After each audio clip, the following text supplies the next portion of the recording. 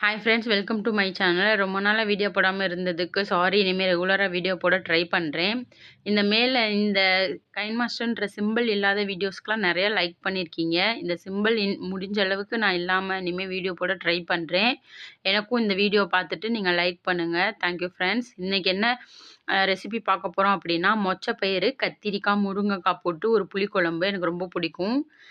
First என்ன பண்ணணும்னா 2 கரண்டி எண்ணெய் விட்டுக்கோங்க. அதுக்கப்புறம் அதில் கடுகு, 2 வெந்தயம், கருவேப்பிலை, ஒரு கைப்பிடி அளவு சின்ன வெங்காயம் உரித்து நல்லா வதக்கணும்.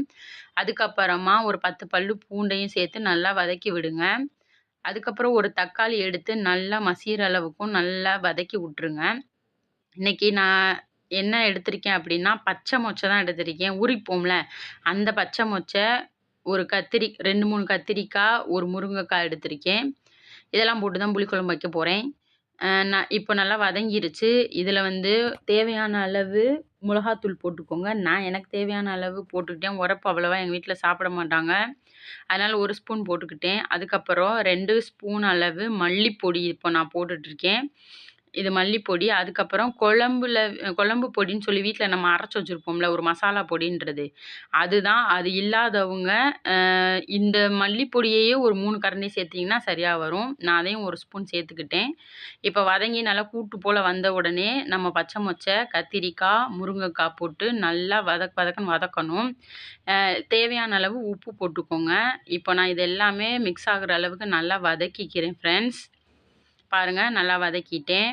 இப்போ இதில் நம்மளுக்கு தேவையான அளவு தண்ணி விட்டுக்கோங்க.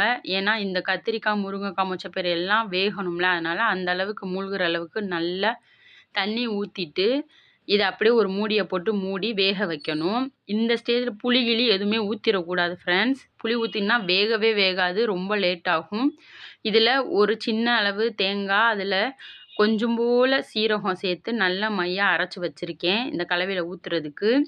பாருங்கள், நல்லா கொதிச்சு வருது குழம்பு. புளி நீங்கள் முன்னாடியே ஊற்றிட்டிங்கன்னா அது வேகவே வேகாது. நம்ம கத்திரிக்காய், முருங்கைக்காவை எல்லாத்தையும் வேக வச்சதுக்கு அப்புறம் தான் புளி ஊற்றணும் ஃப்ரெண்ட்ஸ். எந்த புளி குழம்புக்குனாலுமே அப்படி தான். முன்னாடியே ஊற்றிட்டிங்க அப்படின்னா அது வேகாது, ரொம்ப லேட் ஆகும். பாருங்கள், இப்போ எனக்கு நல்லா வெந்துருச்சு காய்கறிகள்லாம். ஒரு எலுமிச்சம்பழம் சைஸ் அளவு புளியை ஊற வச்சு அந்த தண்ணியை எடுத்து நான் இதில் ஊற்றிட்டேன். நல்லா மிக்ஸ் பண்ணி விட்டுட்டேன். இப்போ கொஞ்சம் ஒரு கொதி வந்த உடனேமே நம்ம அரைச்சி வச்சுருக்கோம்ல இந்த தேங்காய், இது எல்லாத்தையுமே அது தலையில் ஊற்றுங்க. ஊற்றி ஒரு கொதி வரணும். நல்லா மிக்ஸ் பண்ணிக்கோங்க. இப்போ இந்த கலரில் இருக்கிற மாதிரி தான் தெரியும். அதுக்கப்புறம் பார்த்தீங்கன்னா எண்ணெயெல்லாம் பிரிஞ்சு வரும்போது சூப்பராக இருக்கும். பார்த்தீங்களா, எண்ணெயெல்லாம் பிரிஞ்சு வந்துருச்சு. எனக்கு நல்லா கொதி விட்டேன். நல்லா கொதிச்சிச்சு. பக்கத்துலேயே சாப்பாடும் வச்சுருக்கேன். நாங்கள் சோறு வடித்து தான் சாப்பிடுவோம். குக்கரில் சாப்பிட மாட்டோம். அதுவும் ஒரு பக்கம் வெந்துக்கிட்டு இருக்கு. அப்புறம் இந்த குழம்பு பார்த்தீங்கன்னா நல்லா கொதிச்சிருச்சு. பார்த்தீங்கன்னா அமர்த்திட்டேன். ஆனாலும் அது கொதிக்கும். அதான் மண் சட்டியோட இது. நம்ம அமர்த்திட்டோம்னாலும் அது கொதிச்சிட்டே இருக்கும். இப்போ ஒரு மூடியை போட்டு நல்லா மூடி வச்சுட்டு கொஞ்ச நேரம் கழித்து திறந்து பாருங்கள். அந்த எண்ணெயெல்லாம் பிரிஞ்சு ரொம்ப சூப்பராக இருக்கும். இன்றைக்கி சாப்பிட்றத விட நாளைக்கு டேஸ்ட்டாக இருக்கும். இந்த வீடியோ பிடிச்சிருந்தா லைக் பண்ணுங்கள், ஷேர் பண்ணுங்கள், சப்ஸ்கிரைப் பண்ணுங்கள். தேங்க்ஸ் ஃபார் வாட்சிங்.